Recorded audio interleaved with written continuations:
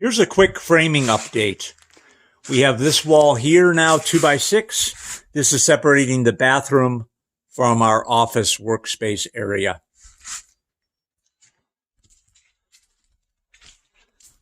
We're going into the bathroom, and this is another 2x6 wall separating the bedroom from the bathroom.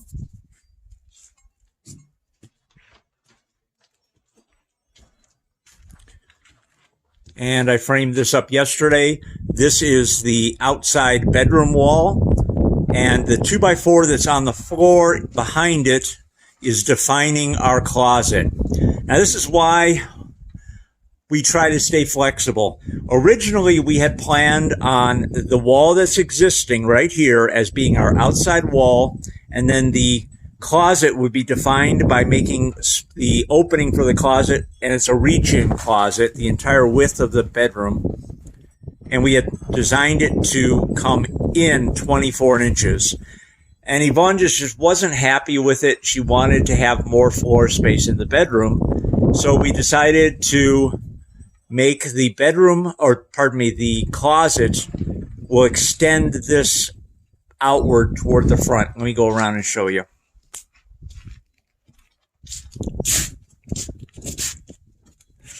So this is now going to be the closet area. And to make this work, we were thinking about it this morning. And what we're going to do is we're going to go a finished height of 7 feet. And that's defined by the 2x4 you see clamped up onto the studs. And it's going to come out with a floor space of 24 inches, which is a standard floor space for a reach-in closet. And then the wall is going to go up, creating, I guess you could call it like a pot shelf. That's a typical term that you find in the Southwest. Anyway, so that's the new plan. And then after that is cut, what I'll do is, from the inside, is I will then cut away on these studs to define the opening, and then use that wood to create a jack stud on both ends and a header. I chose to frame this wall using 2x4s because the 2x4 is less expensive and it's more than adequate for the back of the closet.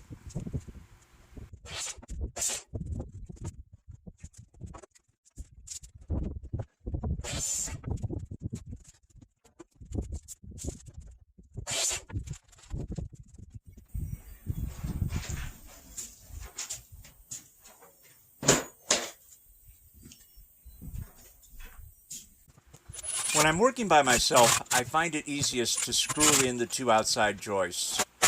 That establishes the shape of the wall, and then I can go along and use the nail gun to secure the other studs. I push the wood up against the wall because the nail gun otherwise would have a tendency to want to bounce off the work.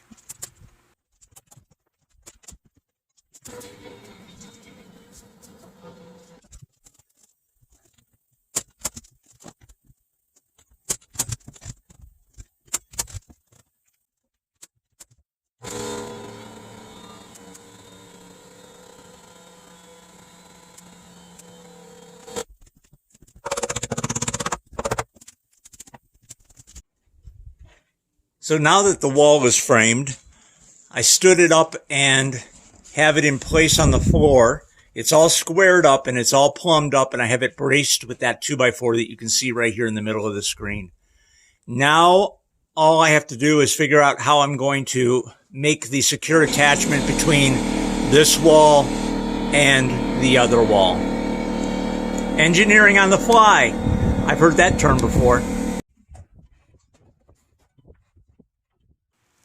I have the studs marked for removal and am now using my circular saw to make the appropriate cuts. I'll be able to reuse this lumber for jack studs as well as the header.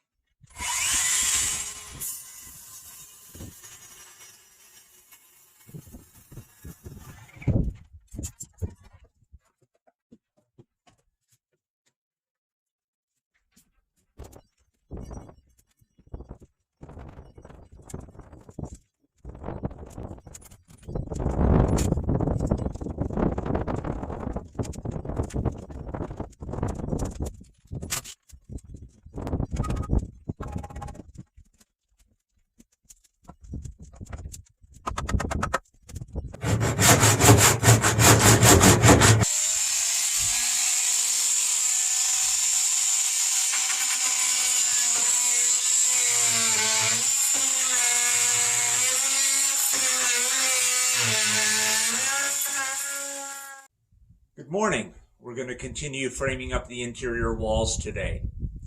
And by the way, just so you know, today is Friday. And what did I say in the last video? I said Friday was the day we were going to have our roof spray foamed. Well, of course, contractors being what they are, they called and said they couldn't do it today and pushed it back to next Tuesday. I did my best to solidify that contract and solidify that appointment to make sure that Tuesday will actually be the day that they get here. And the reason being is because we got to clean this place out and have it prepped and ready to go.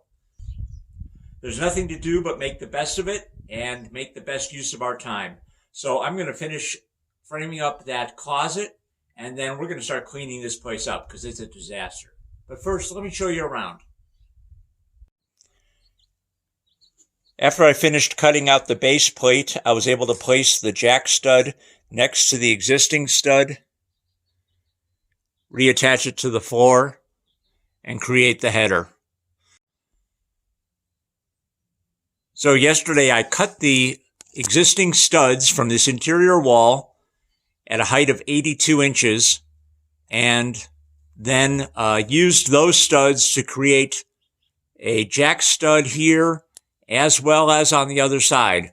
And then I put in a header, and the remaining portions of the studs that were left over became cripples. So this is now framed in. And now all that's required now is to make an attachment between this side here and this side here. And I think what I'm going to do is just frame in a box and then screw it to both sides, and that should provide ample stability. I'm going to need 9 24-inch pieces of 2x4.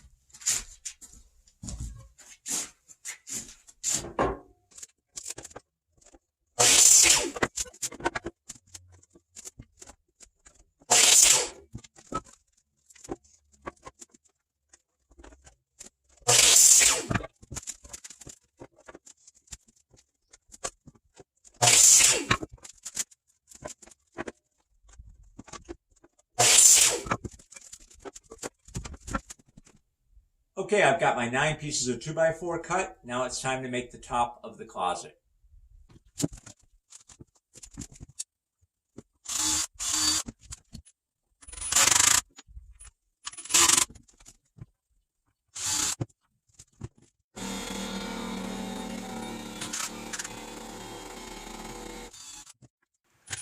As I mentioned before, I like to screw in the corners before using the nail gun.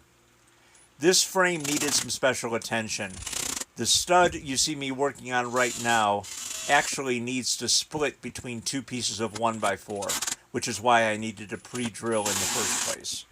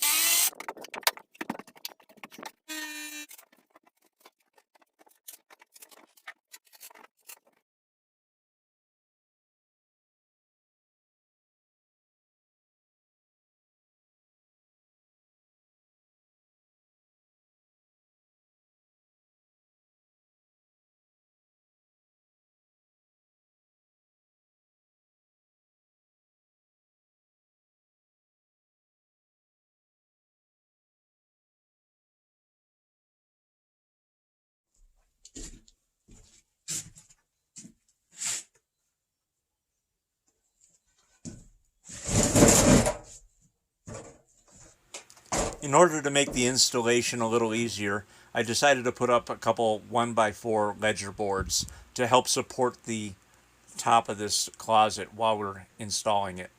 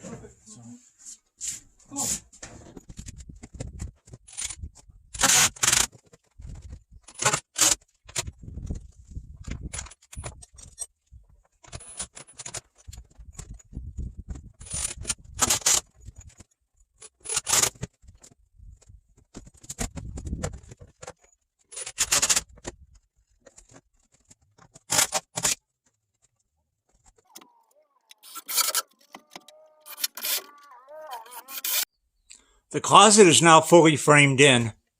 Yvonne helped me get the lid on that closet. I've put in an extra stud here in the center, and we are now done. On Tuesday, we should be getting our spray foam. Knock on wood. Hey, I got a lot of wood to knock on. Hopefully they show up for the appointment. Anyways, guys, that's it for this video. Thanks very much again for watching. If you have any questions, leave them in the comment box below, and we'll get back to you as soon as possible. We'll see you in the next video.